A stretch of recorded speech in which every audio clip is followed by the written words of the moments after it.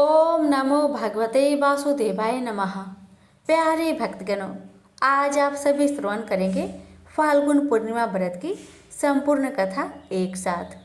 आप सभी भक्तगणों को फाल्गुन पूर्णिमा व्रत की ढेर सारी शुभकामनाएं। द्वापर युग में एक समय की बात है कि यशोदा जी ने श्री कृष्ण से कहा, हे कृष्ण, तुम सारे संसार के उत्पन्न करता, पोषण तथा उनके संहार करता हो। आज कोई ऐसा व्रत मुझसे कहो जिसके करने से मृत्यु लोक में स्त्रियों को विधवा होने का भय ना रहे तथा यह व्रत सभी मनुष्य की मनोकामनाएं पूर्ण करने वाला हो। श्री कृष्ण कहने लगे, हे माता, तुमने अति सुंदर प्रश्न किया है।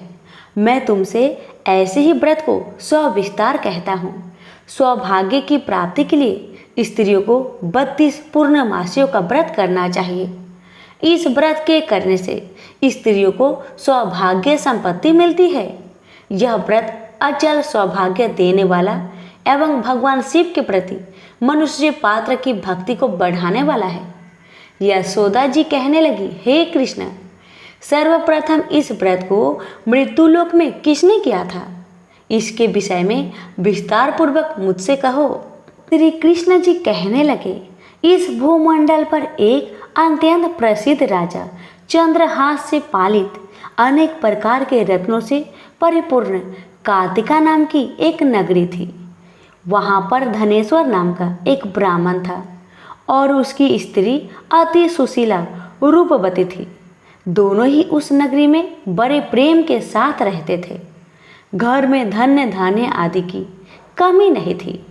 उनको एक बड़ा दुख था कि उनका कोई संतान नहीं थी। इस दुख से वह अत्यंत दुखी रहते थे। एक समय एक बड़ा तपस्वी योगी उस नगरी में आया। वह योगी उस ब्राह्मण के घर को छोड़कर अन्य सब घरों से भिक्षा लाकर भोजन किया करता, लेकिन रूपवती से वह भिक्षा नहीं लिया करता था।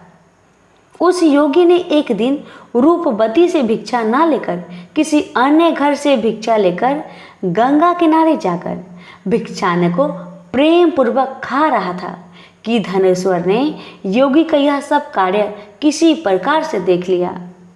अपनी भिक्षा के अनादर से दुखी होकर धनेश्वर योगी से बोला, महात्मन, आप सब घरों से भिक्षा लेते हैं, हमने देखा है, परंतु आप मेरे घर से भिक्षा कभी नहीं लेते। इसका क्या कारण है? योगी ने कहा, निसंतान के घर की भीख पतितों के अन्न के तुल्य होती है और जो पतितों का अन्न खाता है वह भी पतित हो जाता है। चूँकि तुम निसंतान हो, अतः पतित हो जाने के भय से मैं तुम्हारे घर से भिक्षा नहीं लेता हूँ। धनेश्वर यह बात सुनकर अपने मन में बहुत दुखी हुआ और हाथ जोड़कर योगी के पैर पर गिर पड़ा तथा अंतर्भाव से कहने लगा, हे महाराज, यदि ऐसा है तो आप मुझको पुत्र प्राप्ति का कुछ उपाय बतलाइए। आप सर्वज्ञ हैं, मुझ पर अवश्य ही यह कृपा कीजिए। धन की मेरे घर में कोई कमी नहीं, परंतु मैं पुत्र न होने के कारण बहुत दुखी रहता हूँ। आप मेरे इस दुख का हरण करें, आप सामर्थ्यवान हैं। यह सुनकर योगी कहने लगे, हे ब्राह्मण, तुम चंडी माता की आराधना करो। घर आकर उसने अपने स्त्री से सब वृत्तांत कहा और स्वयं तप के लिए निमित्त वन में चला गया। वन में जाकर उसने चंडी माता की उपासना की। चंडी माता ने 16वें दिन उसको सपने में दर्शन दिया और कहा, हे धनेश्वर, जा तेरा पुत्र होगा, परंतु वह 16 वर्ष की आयु में ही मृत्यु को प्राप्त हो जाएगा। यदि तुम दोनों स्त्री पुरुष 32 पूर्णमासियों का व्रत विधि पूर्वक करोगे तो वह दीर्घायु होगा। जितनी तुम्हारी सामर्थ्य हो, आटे के दिए बनाकर शिव जी का पूजन करना, परंतु पूर्णमासी को 32 जो जाने चाहिए। प्रातःकाल होने पर इस स्थान के समीप ही तुम्हें एक आम का वृक्ष दिखाई देगा। उस पर तुम चढ़कर एक फल तोड़कर शीघ्र अपने घर को चले जाना। अपनी स्त्री से सब वृत्तांत कहना। ऋतु स्नान के पश्चात वह स्वच्छ होकर श्री शंकर जी का ध्यान करके उस फल को खा लेगी, तब शंकर भगवान की कृपा से उसको गर्भ ठहर जाएगा। जब वह ब्राह्मण प्रातःकाल उठा तो उसने उस स्थान पर देखा कि एक आम का वृक्ष था जिस पर एक अत्यंत सुंदर आम का फल लगा हुआ था। उस ब्राह्मण ने उस आम के वृक्ष पर चढ़कर उस फल को तोड़ने का बहुत कोशिश किया, परंतु वृक्ष पर कई बार प्रयत्न करने के बाद भी वह चढ़ नहीं पाया। तब तो उस ब्राह्मण को बहुत चिंता हुई और उसने विघ्न विनाशक श्री गणेश जी की वंदना करने लगा। हे दयानिधे, अपने भक्तों के विघ्नों का नाश करके उनके मंगल कार्य को करने वाले, दुष्टों का नाश करने वाले, रिद्धि सिद्धि को देने वाले, आप मुझ पर कृपा करके इतना बल दे कि मैं अपने मनोरथ को पूर्ण कर सकूं। इस प्रकार गणेश जी की प्रार्थना करने पर उनकी कृपा से धनेश्वर पेड़ पर चढ़ गया और उसने एक अति सुंदर आम का फल देखा। उसने विचार किया कि जो वरदान से फल मिला था वह यही है और कोई फल दिखाई भी तो नहीं देता। उस धनेश्वर ब्राह्मण ने जल्दी से उस फल को तोड़कर अपनी स्त्री को लाकर दिया और उसकी स्त्री ने अपने पति के कथन अनुसार उस फल को खा लिया और वह गर्भवती हो गई। देवी जी की असीम कृपा से उसे एक अत्यंत सुंदर पुत्र उत्पन्न हुआ जिसका नाम उन्होंने देवीदास रखा। माता पिता की हर्ष और शोक के साथ वह बालक शुक्ल पक्ष की चंद्रमा की भांति अपने पिता के घर में बढ़ने लगा। भगवान की कृपा से वह बालक बहुत ही सुंदर, सुशील, विद्या बढ़ने में बहुत ही निपुण हो गया। दुर्गा जी की आज्ञा अनुसार उसकी माता ने 32 पूर्णमासी का व्रत रखना आरंभ कर दिया, इससे उसका पुत्र बड़ी आयु वाला हो जाए। 16वां वर्ष लगते ही देवीदास के माता पिता को बड़ी चिंता हो गई कि कहीं उनके पुत्र की इस वर्ष मृत्यु ना हो जाए। इसलिए उन्होंने अपने मन में विचार किया कि यदि यह दुर्घटना उनके सामने हो गई तो वह कैसे सहन कर सकेंगे।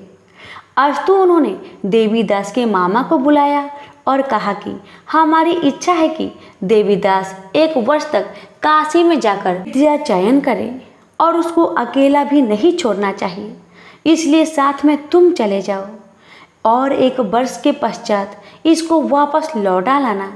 सब प्रबंध करके उसके माता पिता ने काशी जाने के लिए देवीदास को एक घोड़े पर बैठाकर उसके मामा को उसके साथ कर दिया, किंतु यह बात उसके मामा या किसी और को नहीं कहा।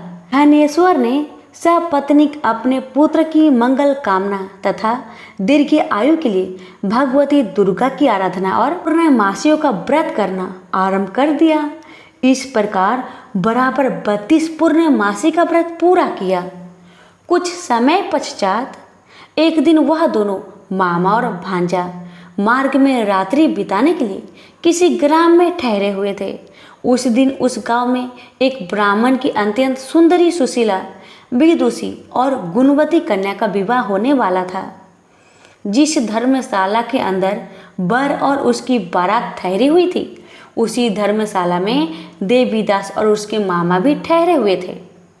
संयोगवश कन्या को तेल आदि चढ़ाकर मंडप आदि का कृत्य किया गया तो लगन के समय वर को धनुर्वात हो गया। अस्तु वर के पिता ने अपने कुटुंबियों से परामर्श करके निश्चय किया कि यह देवीदास मेरे पुत्र जैसा ही सुंदर है, मैं इसके साथ ही लगन करा दूं और बाद में विवाह के अन्य कार्य मेरे लड़के के साथ हो जाएगी। ऐसा सोचकर देवीदास के मामा से जाकर बोला कि तुम थोड़ी देर के लिए अपने भांजे को हमें दे दो, जिससे विवाह के लग्न का सब कृत्य सुचारू रूप से हो सके। तब उसका मामा कहने लगा कि जो कुछ भी मधुर पर्क आदि कन्यादान के समय वर को मिले वह सब हमें दिया जाए, तो मेरा भांजा इस बारात का दूल्हा बन जाएगा। यह बात वर के पिता ने स्वीकार कर लेने पर उसने अपना भांजा वर बनने को भेज दिया और उसके साथ सब विवाह कार्य रात्रि में विधि पूर्वक संपन्न हो गया।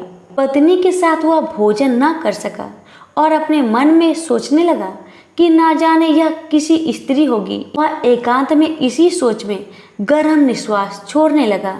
तब उसकी आंखों में आंसू भी आ गए। तब वधू ने पूछा कि क्या बात है, आप इतने उदास व दुखी क्यों रह रहे हो? तब उसने सब बातें जो वर के पिता व उसके मामा में हुई थी उसको बता दिया। कन्या कहने लगी कि यह ब्रह्म विवाह के विपरीत हो कैसे सकता है? देव, ब्राह्मण और अग्नि के सामने मैंने आपको ही अपना पति बनाया है, इसलिए आप ही मेरे पति हैं। मैं आपकी ही पत्नी रहूंगी, किसी अन्य की कदापि नहीं। तब देवीदास ने कहा, ऐसा मत करिए, क्योंकि मेरी आयु बहुत थोड़ी है।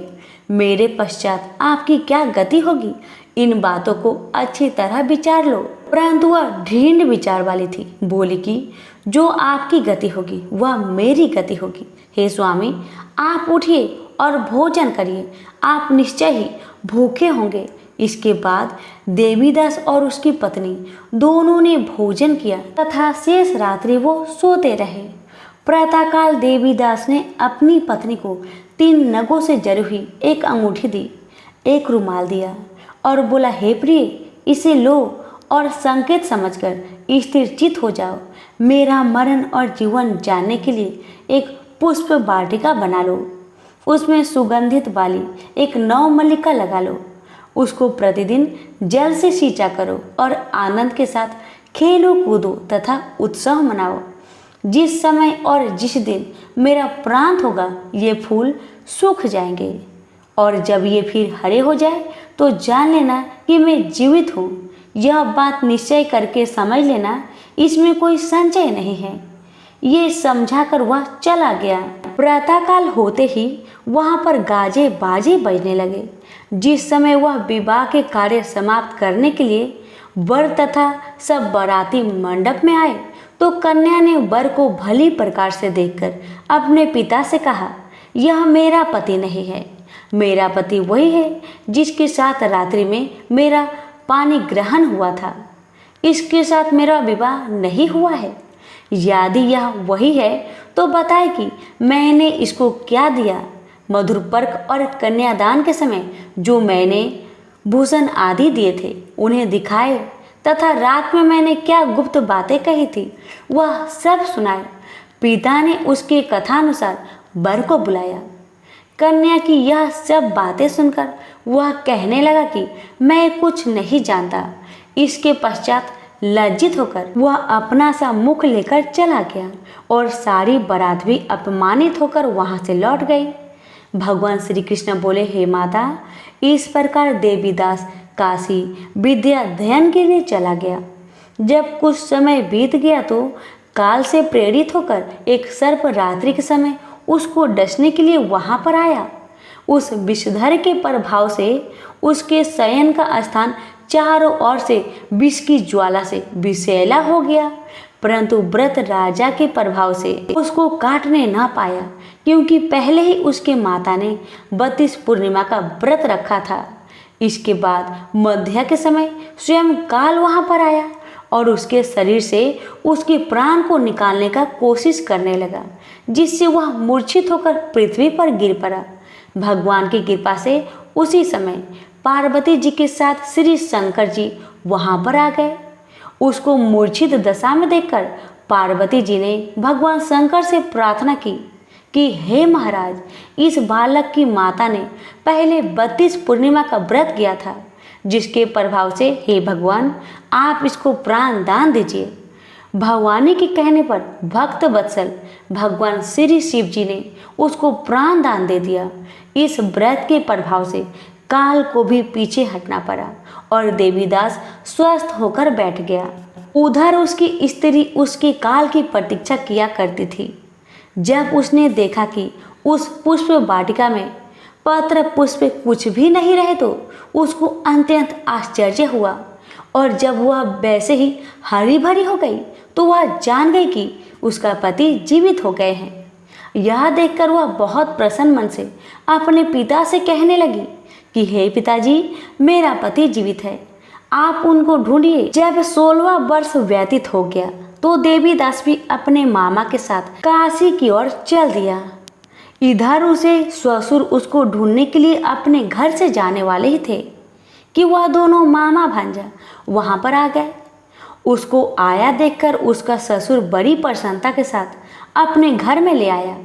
उस समय नगर के निवासी भी वहां इकट्ठा हो गए और सबने निश्चय किया कि अवश्य ही इसी बालक के साथ इस कन्या का विवाह हुआ था। उस बालक को जब कन्या ने देखा तो पहचान लिया और कहा, हाँ, ये वही हैं जो संकेत करके गया था। तदुपरांत सभी कहने लगे कि भला हुआ जो यह आ गया, और सब नगर वासियों ने आनंद मनाया। कुछ दिन बाद देवीदास अपनी पत्नी और मामा के साथ अपने ससुर के घर से बहुत सा उपहार लेकर अपने घर के लिए प्रस्थान किया। जब वह अपने गांव के निकट आ गया तो कई लोगों ने उसको देखकर उसके माता पिता को पहले ही जाकर खबर दे दी कि तुम्हारा पुत्र देवीदास अपनी पत्नी और मामा के सहित घर पधार रहा है। ऐसा समाचार सुनकर पहले तो उन्हें विश्वास ही नहीं हुआ, किंतु जब और लोगों ने भी आकर उनको यह बात का समर्थन किया तो उनका बड़ा आश्चर्य हुआ। लेकिन थोड़ी देर में देवीदास ने आकर अपने माता पिता के चरणों में अपना सिर रखकर प्रणाम किया और उसकी पत्नी ने अपने सास ससुर के चरण को स्पर्श किया तो माता पिता ने अपने पुत्र और पुत्र वधू को अपने हृदय से लगा लिया और दोनों की आंखों में प्रेम अश्रु बह चले। अपने पुत्र और पुत्र वधू के आने की खुशी में धनेश्वर ने बड़ा भारी उत्सव किया और ब्राह्मण को भी बहुत सी दान दक्षिणा देकर प्रसन्न किया।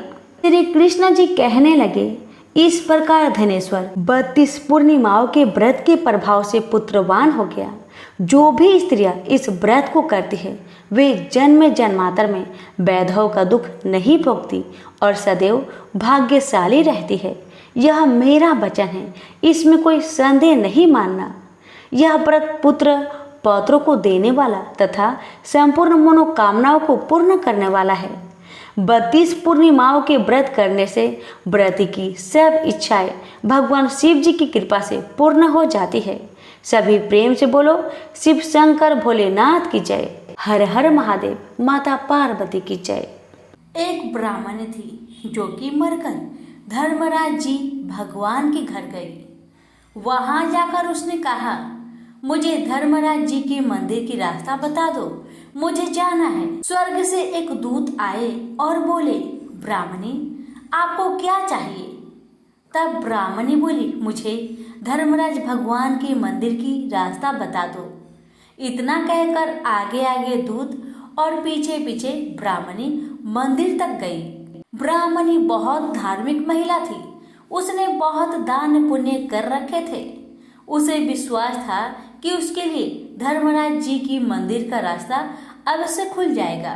ब्राह्मणी ने वहां जाकर देखा, वहां बड़ा सा मंदिर था।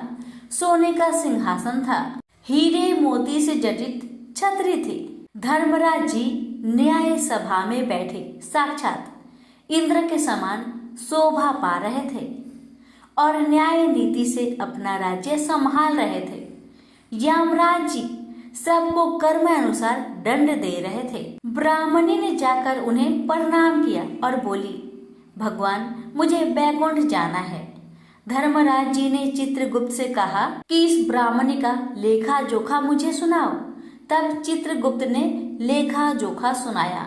सुनकर धर्मराज जी ने कहा, तुमने सब धर्म किए हैं पर धर्मराज जी की कहानी नहीं सुनी। बैकुंठ में तुम कैसे जाएगी? ब्राह्मणी बोली, हे भगवान, धर्मराज जी की कहानी का क्या नियम है, कृपा करके आप मुझे बताए।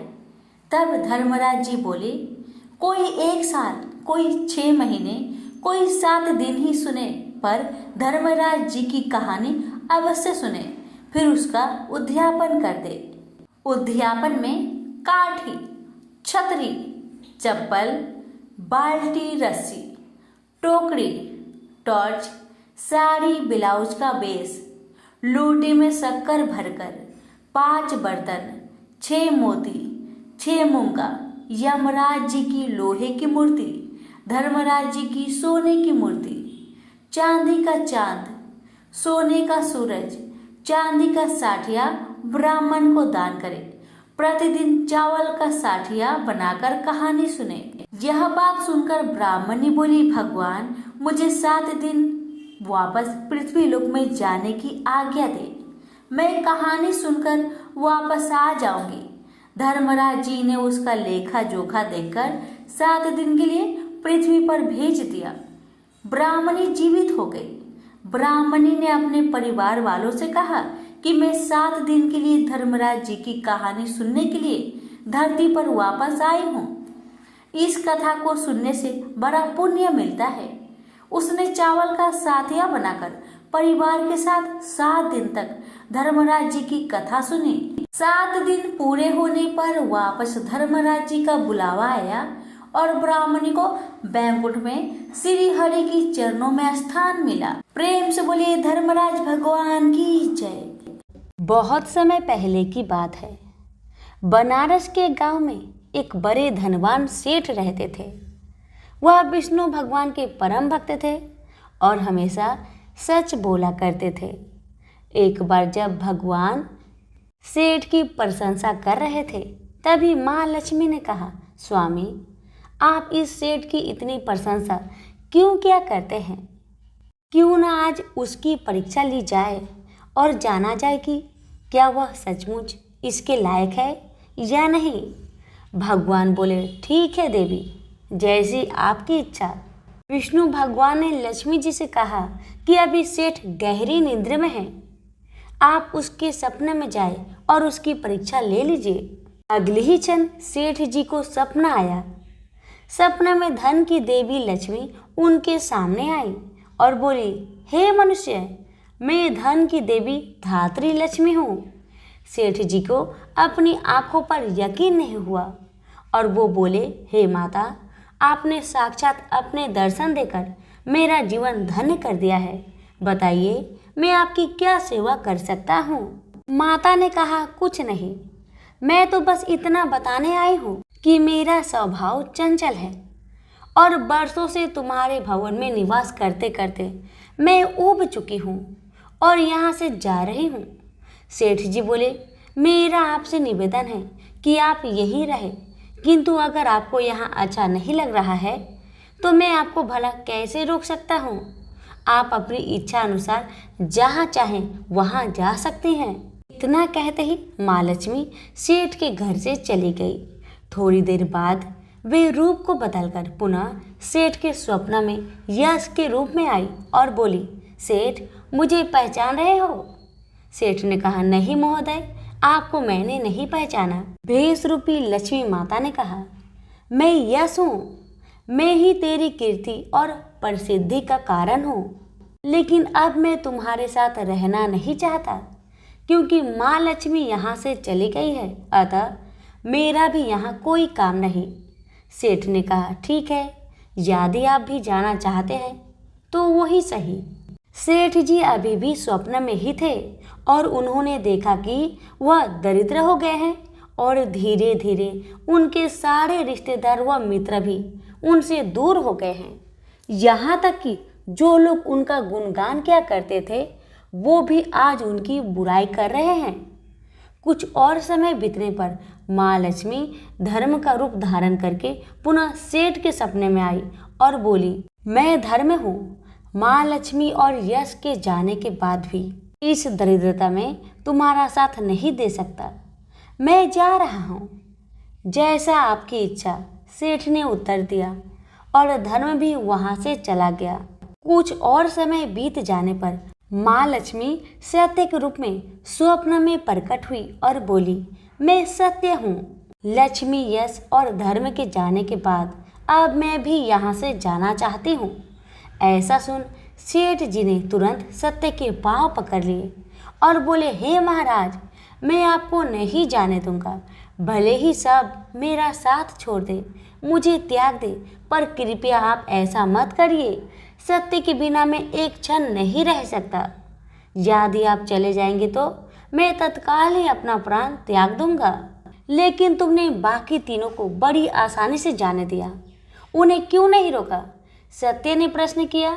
सेठ जी बोले, मेरे लिए वे तीनों भी बहुत महत्व रखते हैं, लेकिन उन तीनों के बिना भी मैं भगवान का नाम का जाप करते करते उद्देश्यपूर्ण जीवन जी सकता हूँ। परंतु यदि आप चले गए तो मेरा जीवन में झूठ प्रवेश कर जाएगा और वाणी अशुद्ध हो जाएगी। भला ऐसी वाणी से मैं अपने भगवान की वंदना कैसे कर सकूंगा? मैं तो किसी भी कीमत पर आपके बिना नहीं रह सकता। सेठ जी के उत्तर सुन सत्य बहुत प्रसन्न हुआ और उसने कहा, तुम्हारी अटूट भक्ति ने मुझे यहाँ रुकने पर विवश कर दिया और अब मैं यहाँ से कहीं नहीं जाऊंगा। और ऐसा कहते हुए सत्य अंतर्ध्यान हो गया। सेठ जी अभी भी निद्रा में थे। थोड़ी देर बाद स्वप्न में धर्म वापस आया और बोला, मैं अब तुम्हारे पास ही रहूंगा क्योंकि यहाँ सत्य का निवास है। सेठ जी ने प्रसन्नतापूर्वक धर्म का स्वागत किया। उसके तुरंत बाद यश भी लौट आया और बोला, जहाँ सत्य और धर्म है वहाँ यश स्वतः ही आ जाता है, इसलिए अब मैं भी तुम्हारे साथ ही रहूंगा। सेठ जी ने यश की भी आवभगत की और अंत में माँ लक्ष्मी आई। उन्हें देखते ही सेठ जी नतमस्तक होकर बोले, हे देवी, क्या आप भी पुनः मुझ पर कृपा करेंगे? अवश्य, जहाँ सत्य धर्म और यश हो वहाँ मेरा वास निश्चित है, माँ लक्ष्मी ने उत्तर दिया। यह सुनते ही सेठ जी की नींद खुल गई। उन्हें यह सब स्वप्न लगा, पर वास्तविकता में वह एक कड़ी परीक्षा से उत्तीर्ण होकर निकले थे।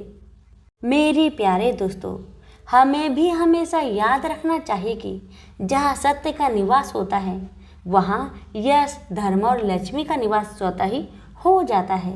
सत्य है तो सिद्धि, प्रसिद्धि और समृद्धि है। प्रेम से बोलिए लक्ष्मी नारायण की जय। एक लपसी था, एक तपसी था। तपसी हमेशा भगवान की तपस्या में लीन रहता था। लपसी रोजाना 1.25 सेर की लापसी बनाकर भगवान का भोग लगाकर जीम लेता था। एक दिन दोनों लड़ने लगे। तपसी बोला, मैं रोज भगवान की तपस्या करता हूँ इसलिए मैं बड़ा हूँ। लपसी बोला, मैं रोज भगवान को 1.25 सेर लापसी का भोग लगाता हूँ इसलिए मैं बड़ा हूँ। नारद जी वहां से गुजर रहे थे। दोनों को लड़ता देखकर उनसे पूछा कि तुम क्यों लड़ रहे हो? तपसी ने खुद के बड़ा होने का कारण बताया और लपसी ने अपना कारण बताया। नारद जी बोले, तुम्हारा फैसला मैं कर दूंगा। दूसरे दिन लपसी और तपसी नहाकर अपनी रोज की भक्ति करने आए तो नारद जी ने छुपकर 1.25 करोड़ की एक एक अंगूठी दोनों के आगे रख दिए। तपसी की नजर जब अंगूठी पर पड़ी तो उसने चुपचाप अंगूठी उठाकर अपने नीचे दबा लिया। तपसी की नजर अंगूठी पर पड़ी लेकिन उसने ध्यान नहीं दिया। भगवान को भोग लगाकर लापसी खाने लगा। नारद जी सामने आए तो दोनों से पूछा कि कौन बड़ा है, तो नारद जी ने तपसी से खड़ा होने को कहा। वो खड़ा हुआ तो उसके नीचे दबी अंगूठी दिखाई पड़ी। नारद जी ने तपसी से कहा, तपस्या करने के बाद भी तुम्हारी चोरी करने की आदत नहीं गई, इसलिए लापसी बड़ा है और तुम्हें तुम्हारी तपस्या का कोई भी फल नहीं मिलेगा। तपसी शर्मिंदा होकर माफी मांगने लगा। उसने नारद जी से पूछा, मुझे मेरी तपस्या का फल कैसे मिलेगा? नारद जी ने कहा, यदि कोई गाय और कुत्ते की रोटी नहीं बनाएगा तो फल तुझे मिलेगा। यदि कोई ब्राह्मण को भोजन करवाकर दक्षिणा नहीं देगा तो वह फल तुझे मिलेगा। यदि कोई साड़ी के साथ ब्लाउज नहीं देगा तो फल तुझे मिलेगा। यदि कोई दिए से दिया जलाएगा तो फल तुझे मिलेगा। यदि कोई सारी कहानी सुने लेकिन तुम्हारी कहानी नहीं सुने तो फल तुझे मिलेगा। उसी दिन से हर व्रत कथा कहानी के साथ लापसी तपसी की कहानी भी सुनी और कही जाती है। प्रेम से बोलिए लक्ष्मी नारायण की जय।